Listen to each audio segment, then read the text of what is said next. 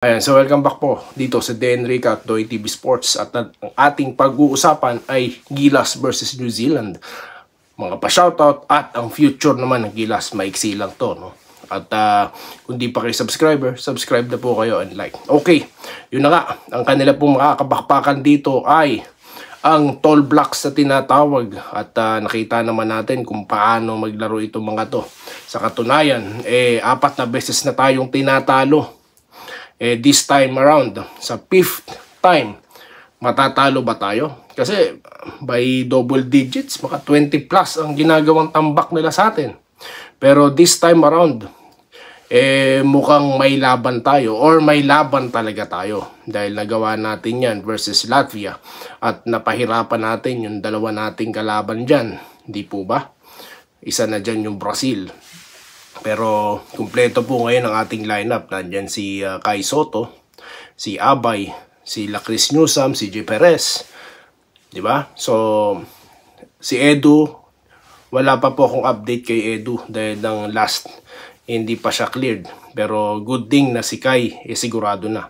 Kailangan po natin makipagsabayan dahil sino ba yung mga taga New Zealand din, katulad ng ating mga binanggit sa nakaraang content, mga malalaki, mga athletic at may bago silang coach. At pag sinabing New Zealand, malakas talaga yan. Pero tayo, hindi tayo papatinag, ba? Top 6 nga noon, tinalo. Ito pa kaya.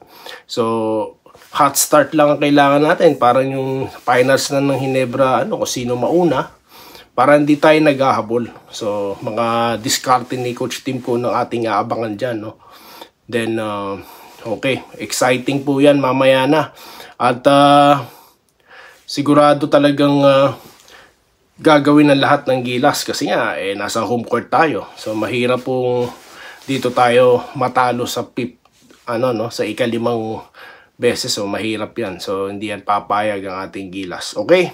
So future of Gilas, ayan na nga, nagsalita na si Jordan Heading. Ayan, legit talaga yan. Pwede talaga maglaro yan dahil naglaro na nga Di po ba? Nakita naman natin ang kanyang performance. At of course, inaabangan din ang kanyang debut, no? Debut game dyan sa Converge na talaga pong, dumadami ang fans. At nakakatuwa po panoorin itong Converge. Lalo na, itong si Balti, magsisit up na sa kanila, no? Or maglalaro na sa kanila. At correct me if I'm wrong, narinig ko December daw, no? Hindi ko pa nabe-verify, pero at least this Commissioner's Cup, makakapaglaro na, di po ba?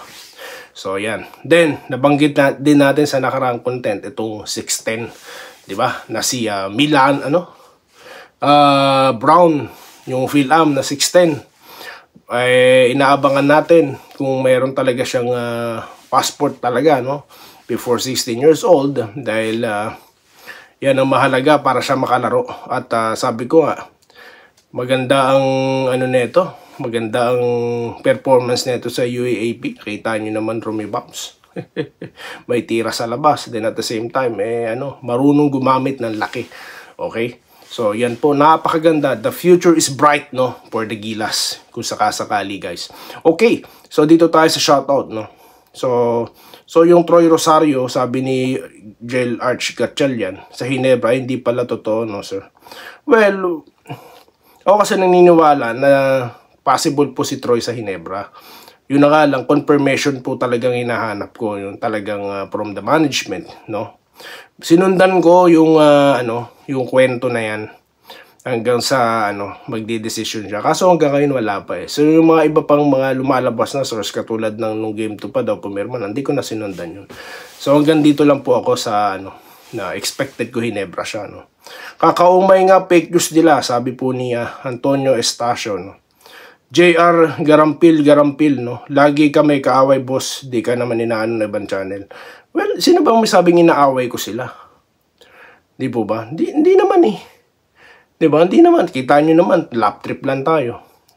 Natatawa lang po ako sa kanila, no? Sa mga malachik at intrigang kinukwento nila. Tsaka yung may mga sauce sila, no? So, natatawa ako dun.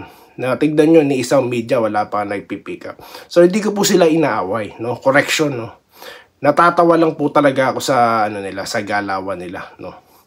So, nothing serious about it, sir. Okay? Joseph Cruz, mayroon daw po boss, sabi ni may binanggit siyang personalidad. Opo, nabasa ko rin yan sa Inquirer, no? Talaga naman may lolo siyang, yung binanggit natin na taga-UP, kaya naging inspirasyon niya, kaya siya nakalaro ng UP, di po ba? So, totoo po yan, sir. Kung wala pa sa Hinebra Sotoy, bakit wala pa din balita? Yun na nga, Ma'am Marieta Candado, no? Wala pang balita, so wala pa pong konfirmasyon. Okay? So, antayin po natin ang konfirmasyon dahil alam niyo po mahirap mga maniniwala sa mga sos na yan no? Okay? Ibig sabihin yan, idol, malabo pa. Hindi po natin alam, no? Wala pang balita hanggang ngayon, no? So ayaw po silang pangunahan. Again, sa PBA, no, particular at sa mga media po tayo nakaabang. Hindi po sa kung kani-kaninong mga vlogger, no? Dahil unang-una, iba diyan walang muka. Tapos may source, lalo na yung source nila, wala rin muka, di natin kilala. So bakit tayo maniniwala, di po ba? Pa-shoutout po kay Ronald Verbosidad, kay Ma'am Irene Quiles, kay Scout Kid Ranger, no? Lope Bucalos, no? At Dennis Merculio. Mamaya po itutuloy natin ang pa-shoutout, no? Magbabalik po tayo bago ang bakbakan ng Gilas at New Zealand. Dito lamang po sa Denrica at Doy TV Sports Bully. Maraming salamat po sa inyong panonood. Salamat po sa panonood. Subscribe na para sa mga susunod na basketball at boxing videos.